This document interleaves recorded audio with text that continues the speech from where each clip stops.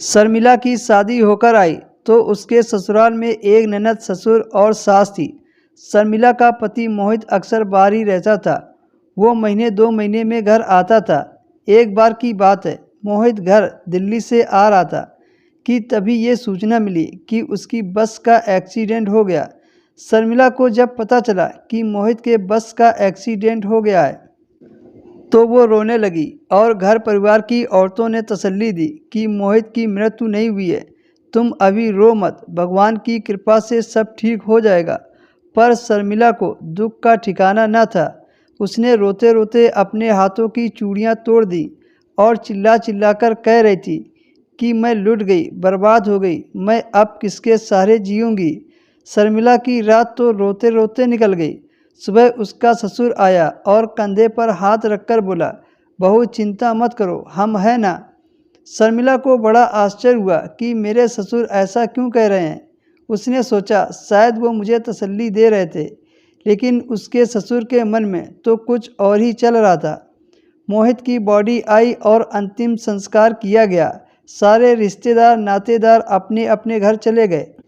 शर्मिला के पति को मरे अभी सिर्फ 15 दिन ही हुए थे कि शर्मिला ने नोटिस किया कि उसका ससुर उसकी खूब देख रेख कर रहा है। बाजार से चीज़ें लाना, कुछ खाने पीने के लिए पूछते रहना और कभी कभी कमरे में आ जाना। शर्मिला को ये सब थोड़ा अजीब सा लग रहा था, पर वो अपने ससुर को कुछ नहीं कहती। वो शर्म की वजह से चुप ही रहती। एक दिन तो हद ही हो गई।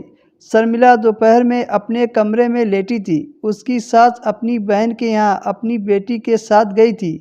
इतने बड़े घर में वो अकेली थी और मेरे ससुर घर से बाहर गए थे कि अचानक वो मेरे कमरे में आए और कहने लगे कि बहू, तुम्हें मोहित की बहुत याद आती होगी। मैं पिछले कई दिनों से देख रहा हूँ कि तुम मोहित के प्यार में कितनी कमज़ोर हो गई हो। अब मोहित तो रहा नहीं तो मैंने सोचा मैं ही तुम्हें मोहित वाला प्यार दे दूं। शर्मिला ये सुनकर चौंक गई कि ससुर ये क्या कह रहे हैं। इससे पहले वो कुछ और बोल पाती कि तभी ससुर ने शर्मिला को अपनी ओर खींच लिया। वो अपने ससुर से बोल रही थी कि आप कितने बेशर्म हैं। अपने बेटे की बीवी के साथ ऐसा काम करते हुए तुम्हें शर्म नहीं आती।